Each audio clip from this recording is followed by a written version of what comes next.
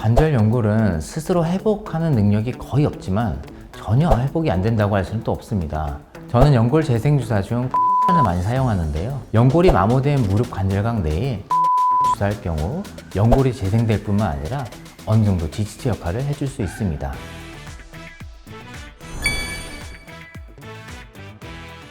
안녕하세요. 사연을 읽고 공감과 위로를 전해드리는 시간, 오늘의 공감 닥터 강동 국본재활의학과 이성용 원장입니다.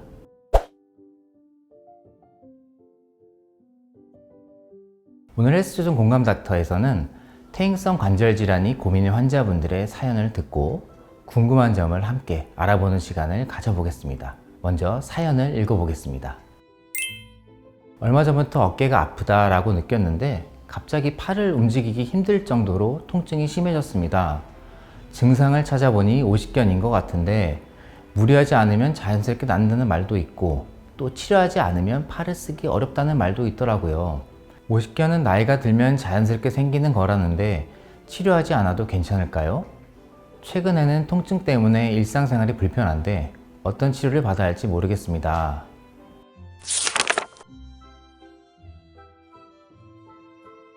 오십견은 50대를 전후해서 많이 발생하여 오십견이라는 이름이 붙었는데요. 다른 말로는 동결견이라고 하죠. 말 그대로 어깨가 굳었다는 말입니다. 정확한 의학 명칭은 유착성 관절낭염이라고 하고 어깨 관절을 감싸는 관절낭이 염증과 섬유화로 인해 두꺼워지고 유착이 되면서 어깨의 움직임이 제한되고 통증이 발생하는 질환입니다.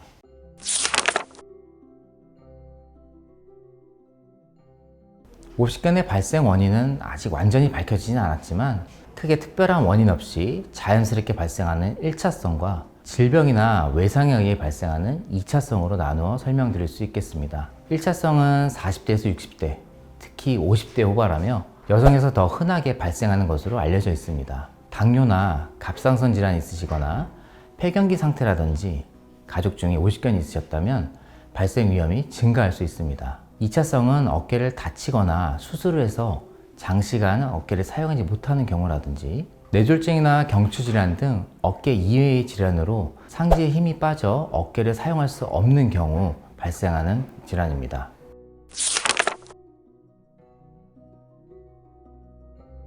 보통 점진적인 운동 범위에 제한이 발생하고 특징적인 어깨 통증을 호소하십니다. 처음에는 팔을 뒤로 젖히는 동작이 뻣뻣하다고 느끼시다가 시간이 지날수록 뒷짐지는 게 안 되고 옷을 입고 벗는 게 불편해집니다. 여성분들은 브레이저 후크 채우는 게 불가능하다고 호소를 많이 하시는데요. 운동 범위 제한이 발생한 구간에서 어깨 통증을 수반하는데요. 특히 어깨 바깥쪽 삼각근 부위에서 통증이 느껴지고 밤에 악화되며 모로 눕기가 점점 어려워집니다.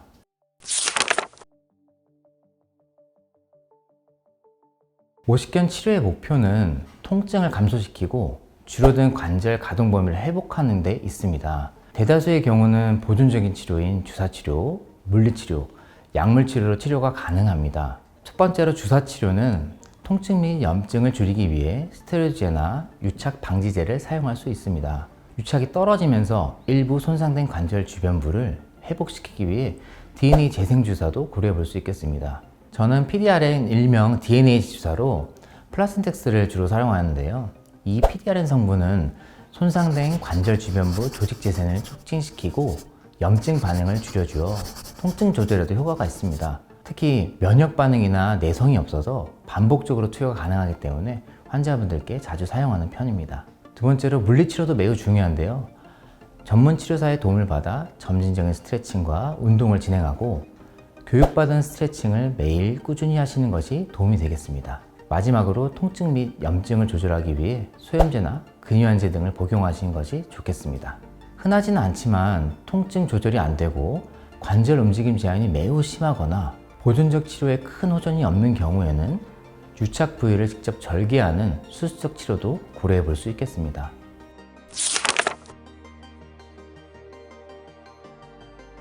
오십견을 치료하지 않고 방치했을 경우 올 수 있는 가장 큰 위험은 어깨 운동 범위에 영구적인 제한이 발생할 수 있다는 겁니다. 오랫동안 굳은 어깨는 점차 섬유화가 진행되는데 이미 변생이 된 어깨 관절은 치료를 해도 완전히 각도 회복이 어렵습니다. 또한 치료 시기를 놓치면 어깨 통증이 만성화되어 어깨뿐만 아니라 목, 등, 팔까지 뻣뻣하게 만들고 통증 범위가 넓어질 수 있습니다.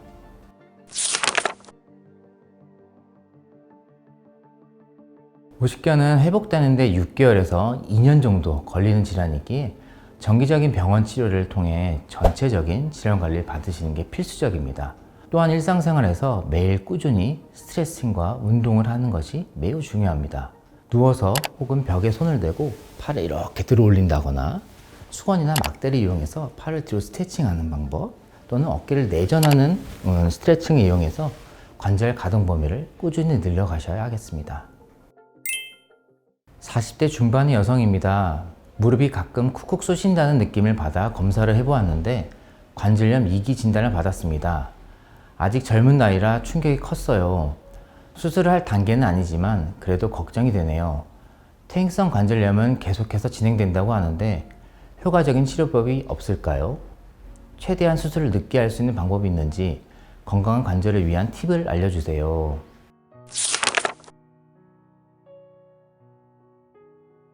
원래 퇴행성 관절염은 고령층에서 발생하는 질환이지만 최근에 40대처럼 비교적 젊은 층에서도 증가하고 있는데요. 원인으로는 젊은 연령층에서 비만 및 과체중 비율이 점점 증가하고 있고 고강도 스포츠를 즐기시는 분들이 늘어나고 있다는 점, 무릎 건강에 안 좋은 생활 습관을 가지고 계신 분들이 상당수 계시다는 점 등을 들 수 있겠습니다. 먼저 체중이 1kg 증가하면 무릎에는 3에서 4kg 정도의 하중이 추가로 가해지게 되는데요. 젊은 층의 비만율이 증가함에 따라 관절 손상이 시작되는 연령이 점점 낮아지게 되었고요. 두 번째로 고강도 스포츠인 축구, 농구, 등산, 러닝 등을 과하게 하실 경우 무릎에 반복적인 충격과 스트레스를 주어 연골이 빨리 마모될 수 있습니다. 마지막으로 하이힐을 자주 신으신다거나 장시간 다리를 꼬고 의자에 앉아 계신다면 무릎 정렬이 망가져 조기 관절염 발생 위험을 증가시킬 수 있습니다.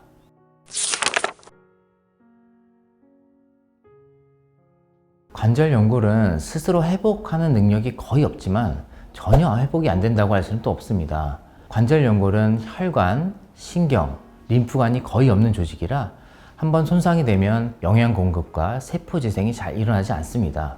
따라서 치료 시 연골 재생을 위해 외부에서 영양을 공급하고 세포 재생인자를 주입하는 PDRN, 즉 DNA 주사, 자가열 주사, 줄기세포 치료, 자가 연골 이식 등의 방법이 주로 사용되게 됩니다.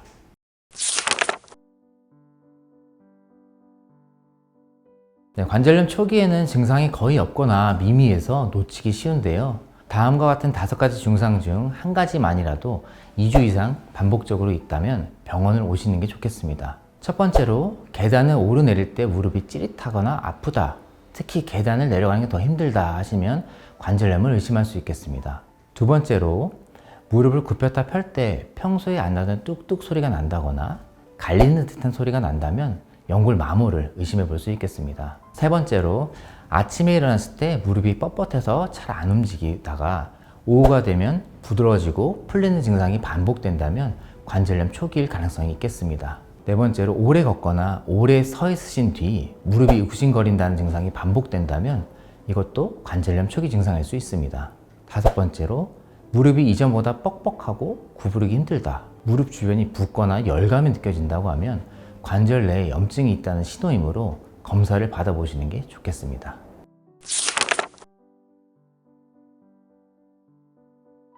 퇴행성 관절염은 연골 손상 정도에 따라 1기에서 4기로 구분이 됩니다. 1기는 연골이 얇아지고 균열이 발생하여 간헐적 통증이 시작되는 시기입니다. 2기는 엑스레이상 관절 간격이 약간 좁아지고 연골판이 불필요한 가십뼈를 형성하여 통증이 잦아지고 무릎이 붓는 현상이 발생합니다.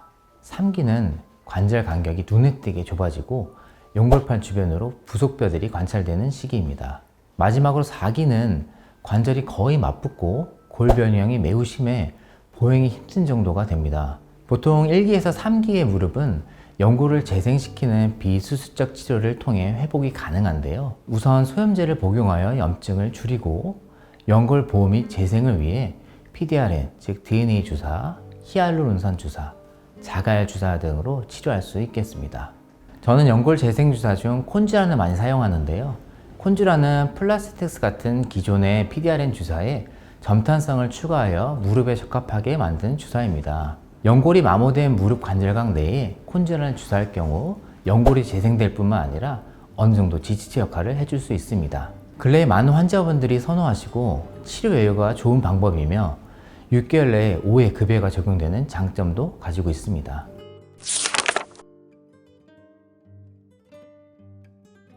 일반적으로 관절염은 치료를 하지 않고 방치하면 점진적으로 진행을 하는 질환입니다. 연골이 점점 더 마모되고 염증과 통증이 심해지며 관절에 변형이 올 수 있으므로 초기에 적절한 관리와 치료를 받는 것이 매우 중요하겠습니다.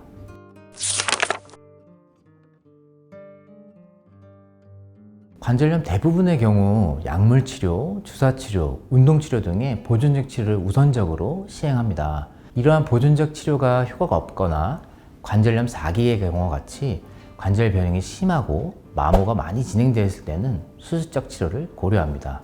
수술은 꼭 해야 하는 건 아니지만 증상이 너무 심해서 일상생활이 불가능하거나 통증으로 삶의 질이 현저히 저하되었다면 고려해 보시는 것이 좋겠습니다.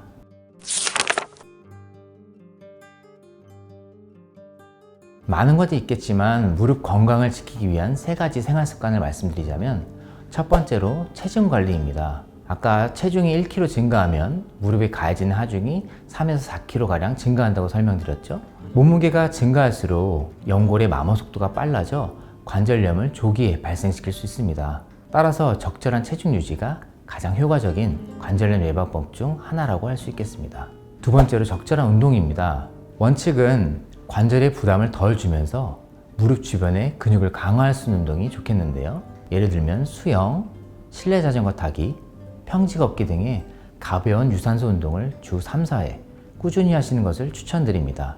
또한 관절 주변부 스트레칭과 허벅지 근육 강화 운동을 하면 무릎이 받는 부담을 줄여줄 수 있습니다. 마지막으로 생활 습관 교정입니다. 쪼그려 앉기, 무릎 꿇기, 오랜 시간 양반다리 하신다거나 오래 서 있는 동작은 무릎에 무리를 줄 수 있습니다. 또한 계단 내려가기, 줄넘기, 등산 등의 무릎에 충격이 많이 가해지는 활동은 무릎이 안 좋으신 분들은 피하시는 게 좋겠습니다. 어깨와 무릎은 일상생활에 큰 영향을 주는 아주 중요한 관절입니다. 건강한 관절을 유지하기 위해 무리한 사용을 피하시고 꾸준한 스트레칭과 근력 운동으로 주변 근육을 강화하는 것이 매우 중요합니다. 통증이 생기시면 참지 마시고 조기에 진료를 받으셔서 건강한 일상생활을 영위하시기 바랍니다. 지금까지 헬스조선 건강닥터 퇴행성 관절질환 편 강동국본재활의학과 이성용 원장이었습니다. 감사합니다.